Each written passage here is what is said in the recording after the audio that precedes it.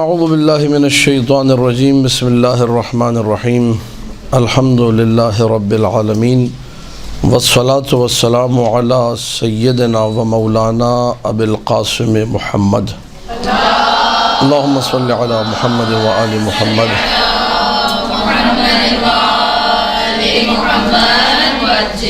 وآلہ الطیبین الطاہرین المعصومین المظلومین المنتجبین الاخیار واللعنۃ الدائمۃ علی اعدائہم الاشرار اما بعد فقال اللہ سبحانہ وتعالی فی کتابہ وَلَسَوْفَ يُعْطِيكَ رَبُّكَ فَتَرْضَى صلوات پڑھ دیجیے۔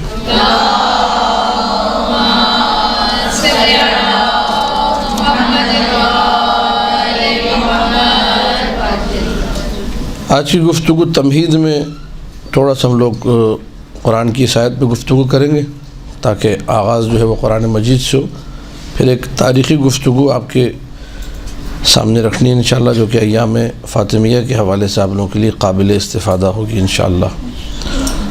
تو پوری توجہ کا طالب ہوں۔ سورہ مبارکہ ضحیٰ اس کی 5ویں آیت آپ کے سامنے پڑھی ہے، وَلَسَوْفَ يُعْطِيكَ رَبُّكَ فَتَرْضَى۔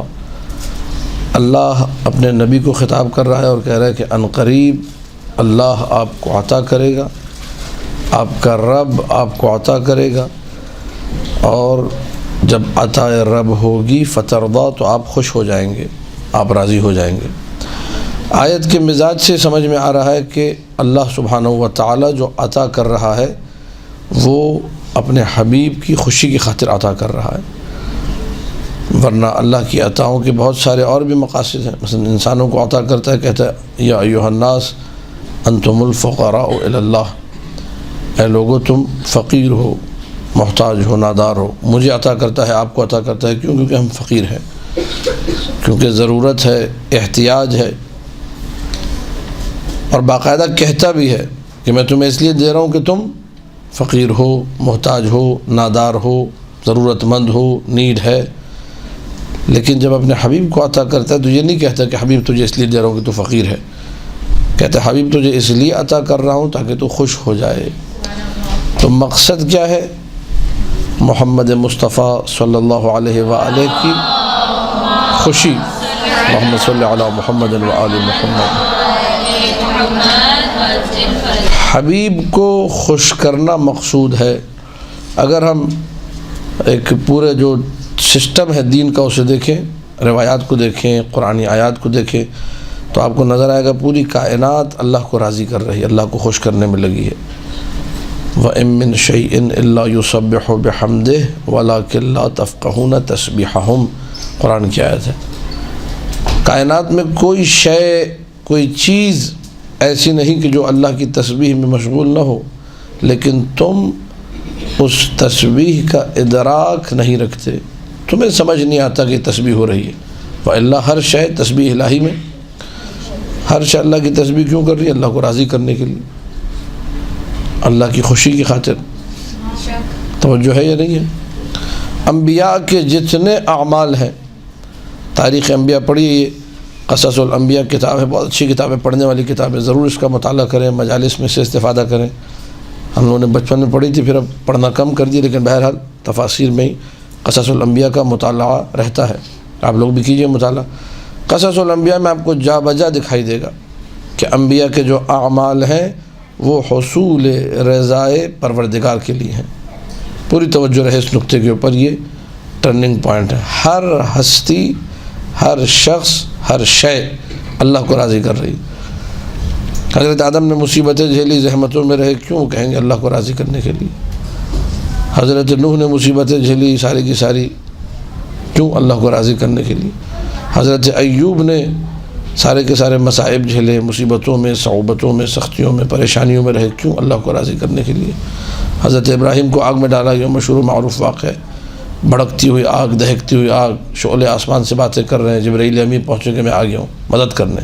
کہو ابراہیم کیا کرنا ہے؟ کہا مجھے تمہاری مدد کی ضرورت نہیں ہے۔ آپ پوچھئے بھائی اتنی خطرناک آگ، بھڑکتی دہکتی آگ، آسمان سے باتیں کرتی ہوئی آگ، اور آپ کہہ رہے ہیں مدد کی ضرورت نہیں؟ تو انہوں نے یہی کہا جملہ کہ میں اللہ کو خوش کرنا چاہ رہا ہوں، میں اپنے توکل کو اپنے پروردگار پہ رکھتا ہوں، مجھے اس سے چاہیے، کسی اور سے کچھ۔ تو ابراہیم نے جبرائیل کی مدد کو رد کر دیا، کیوں؟ خدا کو خوش کرنے کے لیے، راضی کرنے کے لیے۔ حضرت موسیٰ کلیم اللہ، قرآن میں ہے وَاخْتَارَ مُوسَىٰ قَوْمَهُ 70 رَجُلًا، موسیٰ نے اپنی قوم بنی اسرائیل میں 70 بندوں کو چنا۔ کوہ طور پہ جا رہے ہیں پروردگار سے بات کرنے کے لیے، کلیم اللہ ہیں، مناجات الہی کے لیے جا رہے ہیں۔ اب وہ بندے تھوڑا لیٹ ہو گئے تو حضرت موسیٰ چل دیے۔ جیسے آپ خواتین جب لیٹ کر دیں تو بعد اوقات شوہر مجلس کے لیے نکل جاتے ہیں، ذرا بھی گھر میں تیار ہوتی رہو، میں جا رہا ہوں۔ یہ جو مرد حضرات ہیں سیرت حضرت موسیٰ پہ عمل کرتے ہیں، آپ لوگ جو چھوڑ کے جاتے ہیں۔ حضرت موسیٰ اللہ سے باتیں کرنے گئے تھے، مولا سے باتیں کرنے مجلس میں پہنچ جاتے ہیں مثلا۔ تو پہنچ گئے جب کوہ طور پر، تو وہاں اللہ سے جو بات کی ہے وہ یہ ہے۔ اب ظاہر ہے اللہ نے تو کہا تھا 70 بندے ساتھ لے کر آنا، اور موسیٰ اکیلے پہنچ گئے۔ تو یہ اکیلے پہنچنے پر موسیٰ نے رب سے بات کرتے ہوئے کہا عجلت الیک رب لترضی، مارے اللہ میں جلدی اس لیے آیا ہوں تاکہ تو راضی ہو جائے، تاکہ تو خوش ہو جائے۔ قرآن کی آیت ہے سورہ طٰہٰ۔ تو موسیٰ جلدی گئے، قوم کو چھوڑ کے گئے، 70 بندوں کو چھوڑ کے گئے پروردگار کی بارگاہ میں تاکہ پروردگار کو خوش کریں۔ تو جتنے انبیاء ہیں یہ مقدس ترین لوگ ہیں کائنات کے، ہر شے تسبیح کر رہی ہے، ہر شے اللہ کو، حتیٰ کہ انبیاء بھی، سارے انبیاء اللہ کو راضی کریں، لیکن اللہ کیا کہتا ہے؟ میں اپنے حبیب کو اتنا عطا کروں گا کہ میرا حبیب راضی ہو جائے گا۔ ٹھیک، اللہ کی عطا کا ہدف کیا ہے؟ رضائے مصطفیٰ ہے۔ اب یہ کہ رضایت کا حصول کیسے ممکن ہے؟ کیسے میں آپ کو راضی کر سکتا ہوں یا آپ مجھے راضی کر سکتی ہیں؟ کیسے میں آپ کو خوش کر سکتا ہوں، آپ مجھے خوش کر سکتی ہیں؟ مزاج کو سمجھنا کیا ہے ضروری ہے۔ میں آپ کو خوش کر سکتا ہوں کیسے؟ مثلا میں، آپ ماشاءاللہ ذاکرات ہیں، پڑھنے والی ہیں، دین سے مربوط خواتین ہیں، مدرسے آئی آپ لوگ اسی لیے ہیں کہ تاکہ کوئی میں آپ کے سامنے دین کی بات کروں۔ اگر میں یہاں آؤں کہوں بسم اللہ الرحمن الرحیم، عمر عیار کی کہانی سنیے، درغام عیار کی کہانیاں، برق عیار کی کہانیاں، اور بچپن میں جب ہم نے 4 آنے کی کہانیاں خرید کے پڑھ دی، ساری سنا دو آپ کو، سنو بھائی کہانیاں، افراسیاب کی کہانیاں، طلسم ہوشربا کی کہانیاں، اور فلاں کی کہانیاں، اور ڈھمکا جو بچپن میں پڑھتے تھے۔ تو آپ لوگ خوش نہیں ہوں گے، کہیں گے اس بندے نے ہمارا وقت برباد کیا۔ کیوں؟ کیونکہ آپ لوگ کہانیاں سننے نہیں آئے تھے۔ آپ لوگوں کی خوشی اس میں ہے کہ میں آپ کے مزاج کو، آپ کے موقع محل کو دیکھتے ہوئے، آپ کے مدرسے میں آنے کو دیکھتے ہوئے دین کی بات آپ کے سامنے رکھوں۔ واضح ہے یا نہیں ہے؟ تو سامنے والے کو اگر آپ نے خوش کرنا ہے، اس کی رضایت کا حصول آپ کے پیش نظر ہے، مد نظر ہے، تو آپ کو مزاج بھی دیکھنا ہوگا۔ کسی عالم کو آپ نے مثلا مجھے خوش کرنا ہے، آپ درس تو نہیں دیں گے، آپ مجھے کوئی تحفہ اگر آپ دیتی ہیں مثلا تو کتاب لا کے دیں گی، میں کتاب سے شاید خوش ہو جاؤں، ٹھیک ہے۔ اگر کتاب میرے پاس نہ ہو تو بہت زیادہ خوش ہوں گا، ہاں یہ والی کتاب مجھے ضرورت بھی تھی، آپ نے لا کے دی، نہیں مل رہی تھی بات، خوشی ہوگی مجھے۔ لیکن اگر آپ مجھے جو لا کے دیں، کوئی کسی ٹی وی سیریل کی سی ڈی لا کے دیں، علامہ صاحب فارغ اوقات میں ملاحظہ فرمائیے گا، تو میں کہوں گا یہ میری توہین نہیں ہے، یہ بدتمیزی ہو رہی ہے میرے ساتھ، یہ کون سا خوش کرنے کا طریقہ ہے کہ آپ ڈرامے کی سی ڈی ہے یا کسی اور چیز کی سی ڈی لا کے دیں۔ یہ مزاج سے آشنا نہ ہونے کے نتیجے میں انسان بعض اوقات خوش کرنے جا رہا ہوتا ہے، ناراض کر دیتا ہے، کام کو خراب کر دیتا ہے۔ واضح ہے یا نہیں ہے؟ پوری توجہ رکھیے گا، گفتگو بڑی اہم ہے۔ اللہ خالق مصطفیٰ ہے، اللہ مزاج کا بھی خالق ہے۔ اللہ اچھے سے جانتا ہے کہ یہ جو ہستی ہے محمد مصطفیٰ صلی اللہ علیہ وآلہ، اللہم صلی علی محمد وآل محمد، اس کے مزاج میں تبلیغ دین ہے، اس کے مزاج میں ہدایت ہے، اس کے مزاج میں لوگوں کو بہشت بری کی طرف لے جانا ہے، اس کے مزاج میں ہر ایک کو جنت میں داخل کرنا ہے، اس کے مزاج ہی میں نے جب قرآن میں کہہ دیا وما ارسلناک الا رحمتا للعالمین، تو یہ مزاج میں اس کے رحمت شامل ہے۔ توجہ ہے یا نہیں ہے؟ تو اب ہماری روایات میں بھی ہے، اہل سنت کی بھی روایات میں ہے کہ یہ جو آیت ہے کہ اللہ تجھے عطا کرے گا یہاں تک کہ تو راضی ہو جائے گا، خوش ہو جائے گا، کیا عطا کرے گا؟ کیا درہم و دینار مراد ہے یہاں پر؟ عطا الہی سونا چاندی دے گا، یا مثال کے طور پر کوئی دنیاوی شے عطا کرے گا، دنیا کی رعنائیاں، دنیا کی زیبائیاں، دنیا کی خوبصورتیاں عطا کرے گا؟ تو تقریباً مفسرین نے لکھا ہے کہ اس آیت میں مراد مقام شفاعت ہے۔ کیا مراد ہے؟ یعنی اللہ اپنے حبیب کو حشر کے میدان میں مقام شفاعت عطا کرے گا۔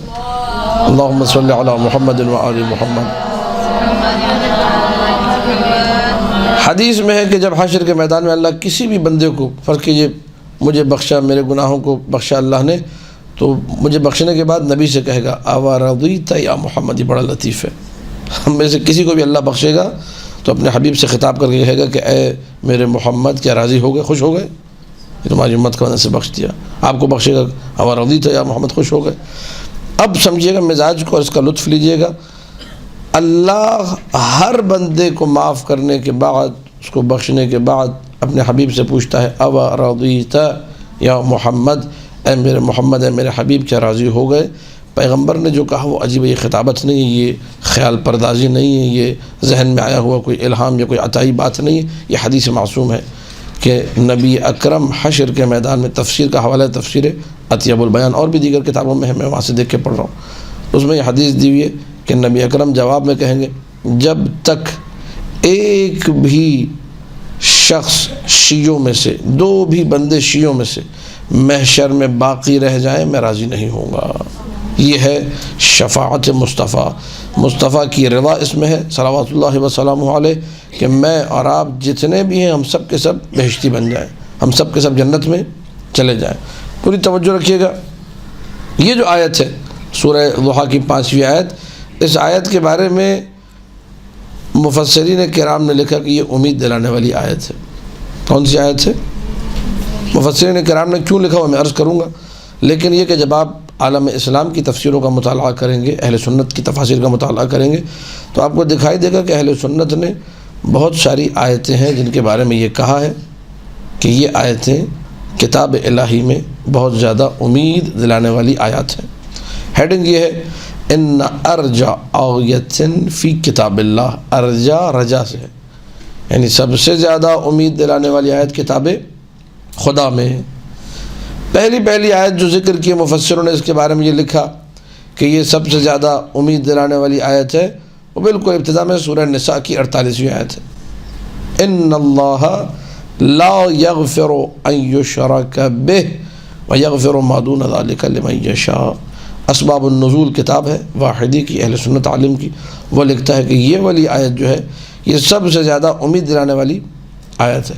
اللہ معاف نہیں کرے گا شرک کو، وَيَغْفِرُ مَا دُونَ ذَلِكَ، اس کے علاوہ جتنے گناہ سارے کے سارے، اور سب سے سخت آیت کہتا ہے قرآن کی واحدی لکھتا ہے اسباب النزول میں فَذُوقُوا فَلَن نَّزِيدَكُمْ إِلَّا عَذَابًا، چکھو اب ہم سوائے عذاب کے کچھ نہیں بڑھائیں گے، عذاب ہی بڑھتا رہے گا جہنم میں۔ کہتا ہے یہ سخت ترین آیت ہے، اور امید دلانے والی آیت یہ والی آیت ہے کہ انسان جتنے بھی گناہ کر لے اللہ کہتا ہے میں سب معاف کر دوں گا، لیکن شرک کو معاف، جو اس سے امید سامنے آتی سورہ نساء، آیتیں نوٹ کر لیجئے، سورہ نساء کی 48ویں آیت۔ ایک اور آیت ہے جس کا نشان ہے 102، 102 سورہ ہے سورہ توبہ۔ وَآخَرُونَ اعْتَرَفُوا بِذُنُوبِهِمْ خَلَطُوا عَمَلًا صَالِحًا وَآخَرَ سَيِّئًا عَسَى اللَّهُ أَن يَتُوبَ عَلَيْهِمْ إِنَّ اللَّهَ غَفُورٌ رَحِيمٌ۔ سورہ توبہ آیت کا نشان کیا ہے؟ 102۔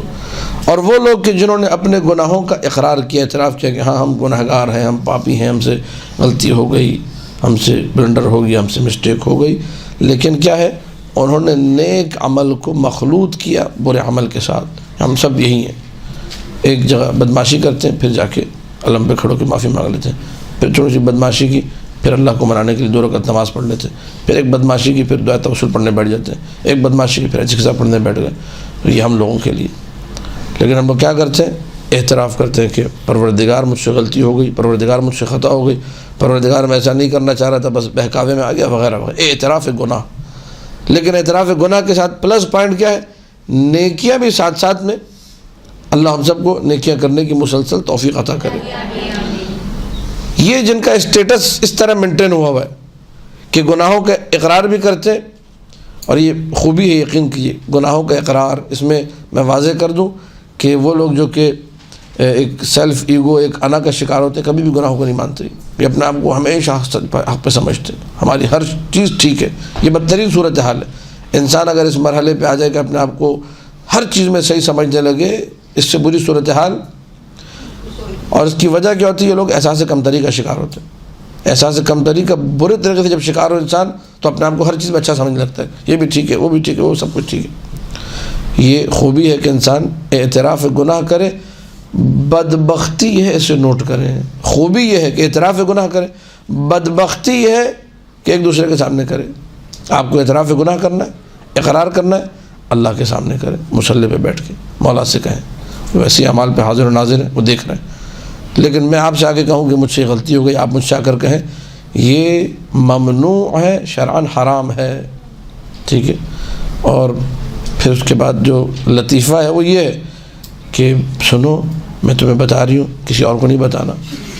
اس سے بڑی حماقت کوئی نہیں ہے کہ میں تمہیں بتا رہی ہوں، میں نے تمہارے علاوہ کسی کو نہیں بتایا. بس وہ دل کا بوجھ ہلکا کرنے کے لیے، دل کے بوجھ ہلکے کرنے میں پورا انہوں نے معاشرہ بھاری کر دیا. اتنا بوجھ ہلکا کیا، معاشرہ بھاری ہو گیا. غلط ہے یہ. دل کا بوجھ خدا را آپ ہلکا، تھوڑا جلدی مر جائیں، دل پہ بوجھ رہنے دیں آپ، لیکن پورے معاشرے کو نہ ماریں. آپ ایک بندہ مر جائے مسئلہ نہیں ہے، پورا معاشرہ تباہ و برباد ہو جائے آپ لوگوں کی باتوں سے. یہ غلط ہے. یہ فلذا اعتراف گناہ کرے. یہ تو خیر ازراہ مزاح کہہ سکتے ہیں جملے، لیکن حقیقت امر یہ ہے کہ اگر آپ نے کسی نے نہیں کہا، آپ کے کیا مطلب جلدی مر جائیں، دل کا بوجھ ہلکا نہیں کرا، آپ دل کا بوجھ ہلکا کریں. اور جتنا دل کا آپ کا بوجھ ہلکا مصلی پہ بیٹھ کے ہوگا، وہ فتح خالہ کو بتانے سے نہیں ہوگا، وہ آپ خود اللہ کے سامنے بیٹھے، پروردگار کے سامنے بیٹھے، اس سے زیادہ بوجھ ہلکا ہوگا. اعتراف آخرون اعترفوا بذنوبہم خلطوا عملا صالحا، انہوں نے نیک عمل کو مکس کر دیا، وآخر سیئا، اور ایک برے عمل کو. سورہ توبہ کی آیت لگتا ہے ہم ہی لوگوں کے لیے. ہم لوگ برا اور اچھا کام بیک وقت ایک ساتھ بھی کر رہے ہیں بعض اوقات. ٹھیک ہے. تو ایسے لوگوں کے بارے میں اللہ کیا کر رہے ہیں؟ عسى اللہ ان یتوب علیہم. اللہ کیا کرتا ہے؟ امید یہ ہے کہ اللہ ان لوگوں کی توبہ کو قبول کرے گا، اللہ پلٹے گا ان کی طرف. اللہ غفور ہے. اللہ تفسیر عجیب البیان میں ہے کہ یہ آیت سب سے زیادہ امید دلانے والی آیت ہے، کیونکہ اس آیت میں ہے کہ ولو انسان گناہ کرے، چاہے انسان گناہ کرے، لیکن اگر اس کا عقیدہ ٹھیک ہو، اپنے آپ کو وہ گناہ گار سمجھے، اعتراف گناہ کرے مطلب گناہ گار سمجھ رہے، عقیدہ اس کا ٹھیک ہے، تو یہ اچھے برے عملوں کی جو مکس پلیٹ ہے بخشوا جائے گی، اس کو انسان بخشا جائے گا. واضح ہو گیا نہیں ہو گیا؟ وہ لوگ جو کہتے ہیں کہ ایسی باتیں نہیں کرنی چاہیے، لوگ گناہ کرنے لگے، ان کو یہ آیت سنائیے، بھائی قرآن کہہ رہا ہے اچھے برے عمل مکس ہیں، اللہ انہیں معاف کر دے گا. اعتراف گناہ ہو، عقیدہ درست ہو. واضح ہے؟ کتنی آیتیں ہو گئی؟ یہ بڑا اہم موضوع ہے. قرآن میں سب سے زیادہ امید دلانے والی آیت کون سی ہے؟ ٹھیک، سورہ نساء کی آیت نمبر 48، سورہ توبہ کی آیت نمبر 102. اب چلتے ہیں ایک اور آیت کی طرف. اس آیت کے بارے میں بھی یہ کہا گیا کہ یہ آیت بھی قرآن کی سب سے زیادہ امید دلانے والی آیت ہے. وہ کون سی آیت ہے؟ وہ ہے سورہ شورا آیت نمبر 25.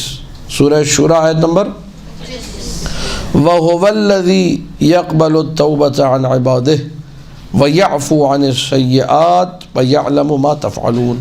وہ اللہ جو توبہ کو قبول کرنے والا ہے اپنے بندوں کی طرف سے. آیت کا حسن یہ ہے کہ آیت میں یہ نہیں کہا اللہ نے کہ میں خالی گناہان صغیرہ معاف کرتا ہوں. وہ توبہ کو مطلقاً کوئی اس نے کنڈیشن نہیں رکھی کہ تم اگر گناہ صغیرہ کرو گے تو معاف کروں گا، کبیرہ میں معاف نہیں کروں گا، کبیرہ کا تمہیں عذاب دوں گا میں.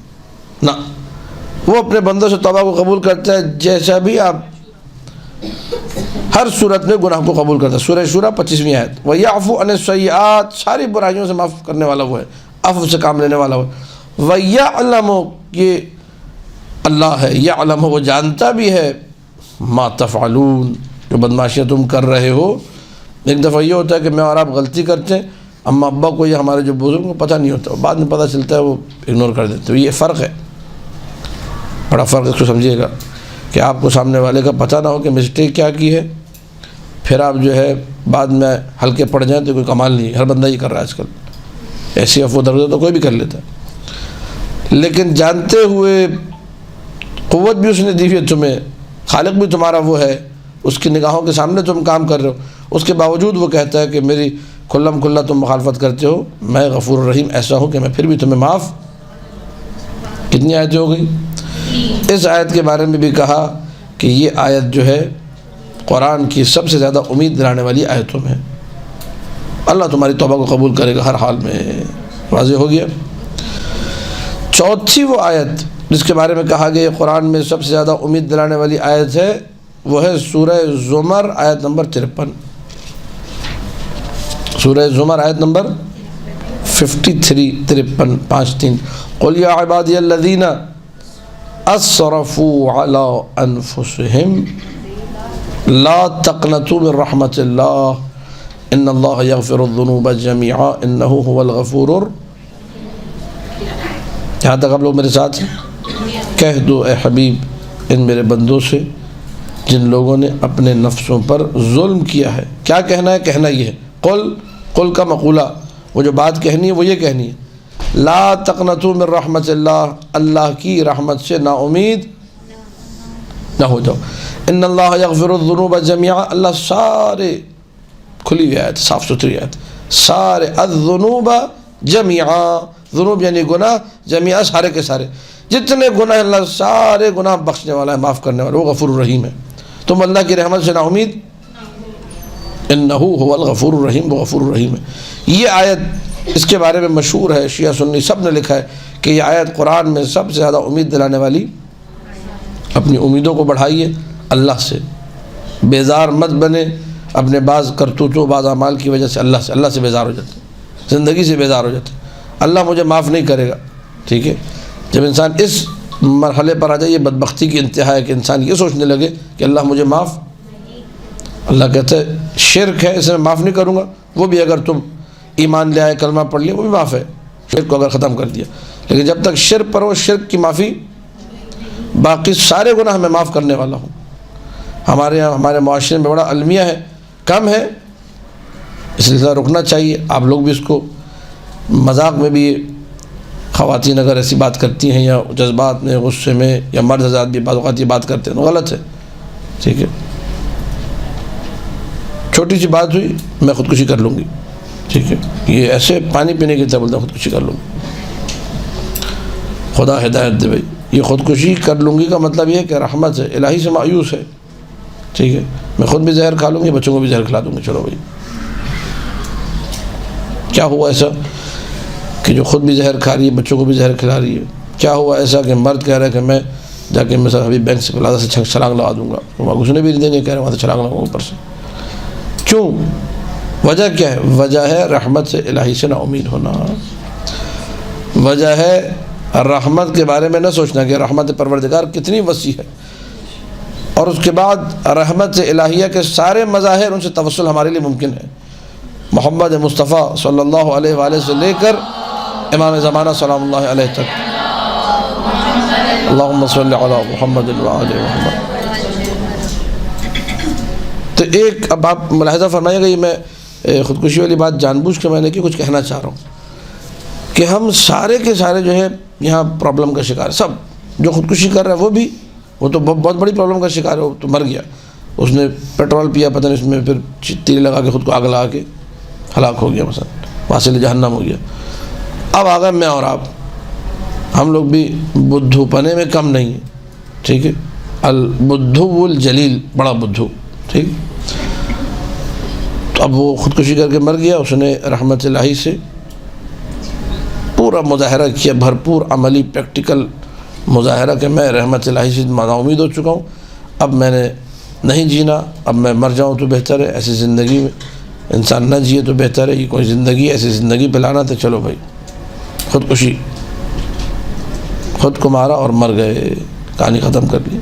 اب آ گئے دوسرے معاشرے کے اور میرے اور آپ جیسے نادان لوگ، بدھو لوگ، یہ خودکشی کر کے مرا ہے. نماز جنازہ میں نہیں جانا اس کی.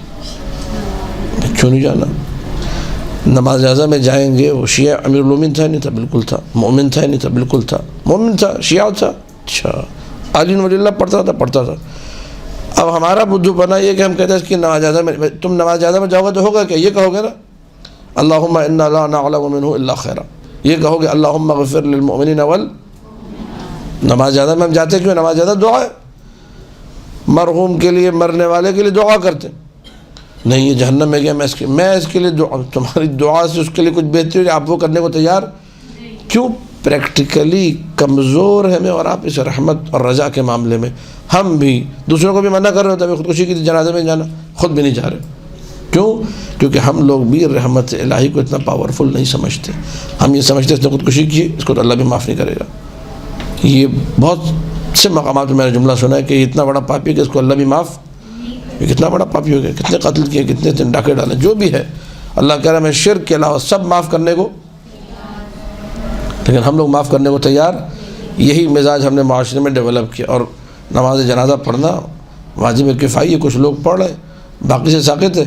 لیکن یہ کہ دوسروں پہ پڑھنا واجب ہے. جس نے بیچارے نے خودکشی کی وہ خود تو اپنی نماز جنازہ پڑھنے سے رہا، تو مر چکا ہے وہ، ٹھیک ہے، آپ ہی لوگ پڑھیں گے، آپ ہی پہ واجب ہے. تو رحمت سے الہی سے نا امید ہونے کے نتیجے میں ہمارے معاشرے میں جملے آئے. سوالات مجھ سے ہوتے ہیں، واٹس ایپ پہ آتے ہیں، خودکشی کر لی، نماز جنازہ ہوگی کہ نہیں، ایصال ثواب کی مجلس ہو سکتی ہے کہ نہیں. نستجیر باللہ. دیکھیے آپ معاشرہ کس پستی اور انحطاط کی طرف جا رہا ہے. سوچ دیکھیے آپ، تھنکنگ. اللہ نے بارہا قرآن میں ایسی آیتیں رکھی جن کے بارے میں علماء نے یہ کہا کہ یہ آیتیں قرآن میں امید دلانے والی یہ آیتیں آپ نے سن لی. اب ہم لوگ ظاہر سی بات ہے علماء کا احترام اپنی جگہ پہ، لیکن ہم دین کی جب بات ہو تو ہم اس سے لیں گے جو معصوم ہو. منبر کوفہ سے علی ابن ابی طالب سلام اللہ علیہ، اللہم صلی علی محمد و آل محمد. یہ حدیث آپ کو مل جائے گی مختلف تفسیروں میں، جو اردو میں ترجمے وہاں بھی آپ کو مل جائے گی اسی آیت کے ذیل میں، وَلَسَوْفَ يُعْطِيكَ رَبُّكَ کے ذیل میں، کہ امیر کائنات نے کوفے والوں کو خطاب کر کے جملے کہے، یا اہل العراق انتم تزعمون ان ارجا آیت فی کتاب اللہ قل یا عبادی الذین اسرفوا علی انفسهم لا تقنطوا من رحمت اللہ ان اللہ یغفر الذنوب جميعا انہ هو الغفور الرحیم. اے عراق والو، تم یہ سمجھتے ہو، تمہارا عقیدہ یہ ہے، تمہاری مینٹلٹی یہ ہے، تمہاری تھنکنگ یہ ہے، تمہاری سوچ یہ ہے کہ قرآن میں سب سے زیادہ امید دلانے والی آیت سورہ زمر کی 53ویں آیت ہے. یہ آیت جو میں نے بھی پڑھی، قل یا عبادی الذین اسرفوا علی انفسهم لا تقنطوا ولیکن عندنا اہل البیت.